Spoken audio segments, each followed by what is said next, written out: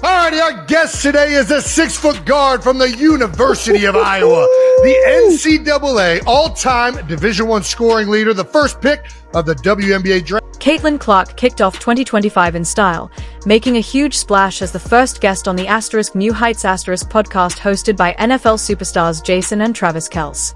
It was an electrifying interview that showcased her charisma, humility, and insight, leaving fans buzzing long after the episode aired. Clark held nothing back, delivering what many are already calling one of the most memorable interviews of the year. WNBA assist leader, all-star, and 2024 WNBA Rookie of the Year. She's the most requested guest in the history of our show, and the Time Magazine Athlete of the Year, Miss Caitlin Clark. Please welcome everyone. Clark, a basketball phenomenon who has already cemented her legacy in the WNBA and beyond, shared career-defining moments, personal anecdotes, and some surprising opinions that immediately caught the audience's attention. This wasn't just an interview. It was a masterclass in why Caitlin Clark is the face of women's sports and a beacon of inspiration. Her star continues to rise, and this episode reinforced why she is such a beloved figure both on and off the court. Yeah! I appreciate it. I'm excited. I don't get excited about many things, but this was at the top of my list, so. We made it, Jason. We've made it. How many accolades did we leave off? How many accolades do you have right now at this point? The interview began with Jason Kelce's excitement, which set the tone for the rest of the episode. He said, "I appreciate it. I'm excited. I don't get excited about many things, but this is at the top of my list. So, Caitlin, we made it, Jason. We've made it. How many accolades did we leave off? How many accolades do you have right now?" It was a light-hearted but sincere acknowledgement of her remarkable achievements. I think you might have made some up. I don't know. Yeah, well, I don't think so. I'm pretty sure on that. I feel like you're kind of like Wayne Gretzky for basketball right now. Gretzky. The amount.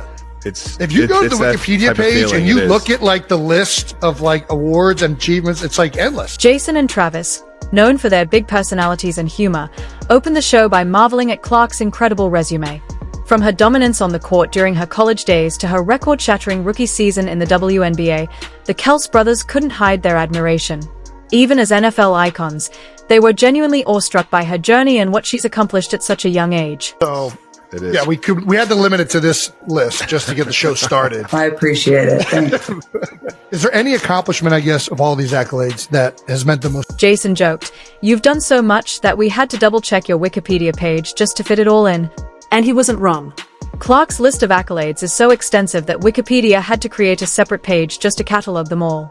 It's a testament to her hard work and groundbreaking contributions to the game. Oh gosh, that's a good question. Well, I'd give you the answer my mom would say is probably academic All-American. She was proud of me for being a good student in college. So that's that answer. Nobody Love talks that about answer that. from mom. That's what I'm talking about. I did all right in school, so hung in there. But other than that, they're all cool, but you don't really care. It kind of just comes with it. It comes with having fun. Despite all the humor and laughs, the respect the Kelce brothers had for Caitlin was clear.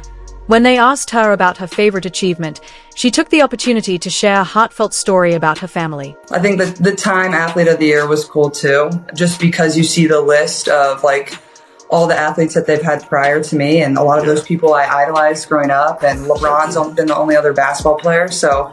Yeah. And it's cool as a woman, like they haven't had many females on the cover too. So for women's sports, it's kind of special, but just kind of comes with playing the game and having fun, as you guys know. Clark explained how proud her mom is of her academic achievements. While the world celebrates her dominance on the court, her mom lights up about Caitlin being named an academic All-American. "To my family, that title means just as much as anything I've done in basketball," she said. Her words reflected the strong values her family instilled in her. Work hard, stay grounded, and always remember what's truly important. Let's talk about your biggest accomplishment, being a part of Chiefs Kingdom.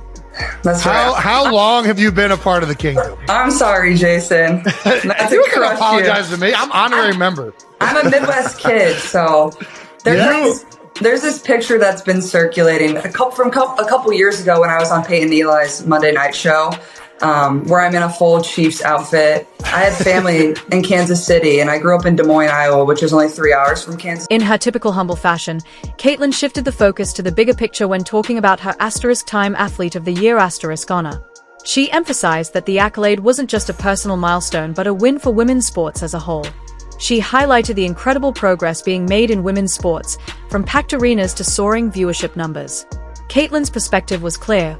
It's about more than her, it's about inspiring the next generation and paving the way for others. Yeah. That's just the closest NFL team. So my dad was a big Chiefs fan growing up. So people think I'm like a bandwagon Chiefs fan. I'm like, no, I was there before Patrick and Travis. Like I love it. We were ride or die. So we've been big fans. And now obviously all the success you guys have had has made it a lot of fun for us. Who was your childhood like? My brother loved Tony Gonzalez. Like that was Tony his guy. G. Yeah.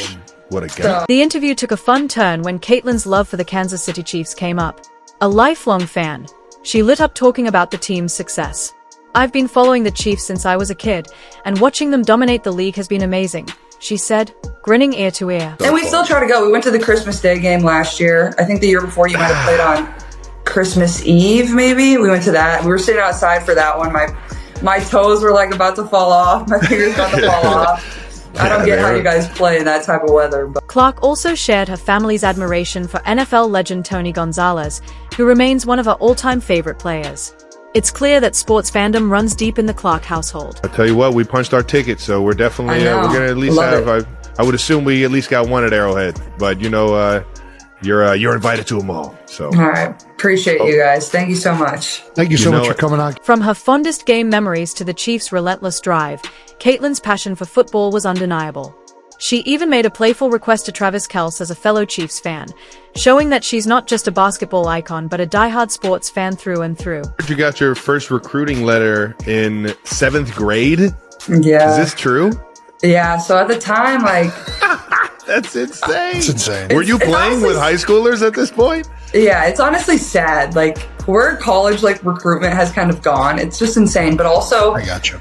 I feel very fortunate. Like my parents were just like, they told my older brother, like, go get the mail. Like, we don't want your sister to see that. They like wanted me to be in 7th grade cool. and like enjoy middle school and like hang out with your friends. Like you shouldn't be worrying about where you're going to college. I love that. One of the most moving parts of the interview was when Caitlin opened up about her basketball journey. She shared how her connection to the game started at a young age, playing on playgrounds and in gyms across Iowa.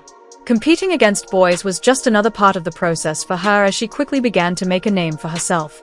Basketball wasn't just a sport for Caitlin, it was a way of life. So I didn't really take any visits until like after my freshman year of college, and then I didn't decide until my senior year. So I was never in a rush, and my parents did a really good job of like make sure, I have a good circle around me. Like it wasn't always about college recruitment. I wasn't like posting my offers. Like also that wasn't really a thing when I was growing up. So, But it is. A jaw-dropping revelation left both Kelce brothers stunned. Caitlin revealed that she received her first college recruiting letter in 7th grade. While most of her classmates were busy worrying about homework and middle school drama, Caitlin was fielding attention from major college programs. It was a clear sign of her unparalleled talent. She credited her parents for ensuring she stayed grounded through it all.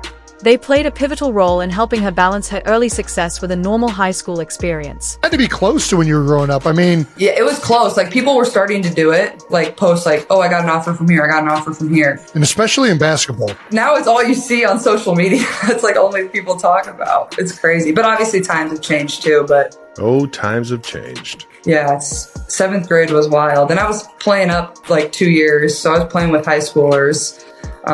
But yeah, I didn't really like think anything of it. Like I was just going out there and hooping and having fun. And it's kind of just what came with it. How much basketball did you play? Because now, The trio also poked fun at how much college recruitment has changed over the years.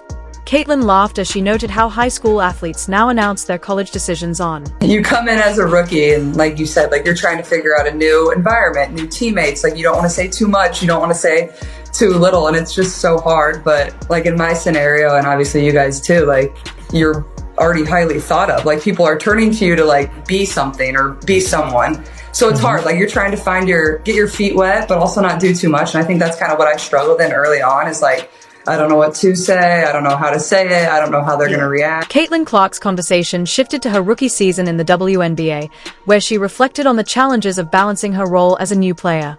She spoke honestly about finding her footing while trying to stand out and fit in at the same time. Caitlin explained how she stayed true to her playing style while adjusting to the faster pace and tougher competition of the professional game. She described For not knowing, you nailed it. Yeah. But also, like, I had a lot of really good vets around me too, so I feel very grateful for that. And we had a fairly young team too, so like people had been through it fairly recently, so they knew how I felt. But like, I feel like that definitely is a huge challenge, and that goes for whatever professional sport. Like, you're trying to learn, but also people are looking at you like you got to perform and like be what they drafted you to be, and that can be tough. Then the conversation shifted to Clark's welcoming moments in the WNBA. And like, I hit my ear like just perfect on the girl where like my eardrum popped and like ruptured. Ooh. And I knew it right away because I've done it before, and I was just like, it hurts so bad. I don't know if you guys have ever done that, but I've done it. How did you do it before? Can I guess? Guess. It was very Midwestern. You did it in water. You did it in water. Something correct. with water. I got launched off a tube. Why did you just get so excited? What are you, some brainiac? That's how I did mine. I went off the diving board and tried to do as many flips as... learning when to lead, when to listen, and how to contribute to the team's success without overshadowing her teammates. You come in as a rookie, and you're trying to figure out a new environment, new teammates. You don't want to say too much or too little, and it's hard, Caitlin shared. In my case, people were already expecting a lot from me. They wanted me to be someone, to live up to those expectations, but I was still trying to get my feet wet without doing too much. Early on, I struggled with knowing what to say or how to say it. I didn't know how others would react. One of the most touching moments of the interview came when Caitlin spoke about her teammates and the veterans who guided her. She expressed heartfelt gratitude for their support, saying their encouragement made her transition smoother. Her appreciation for her team's dynamics showed her emotional intelligence and leadership skills. I had a lot of really good vets around me, and I'm so grateful for that, Caitlin said. We had a fairly young team, so many of them had gone through what I was experiencing not long ago. They understood how I felt. It's a big challenge in professional sports. You're learning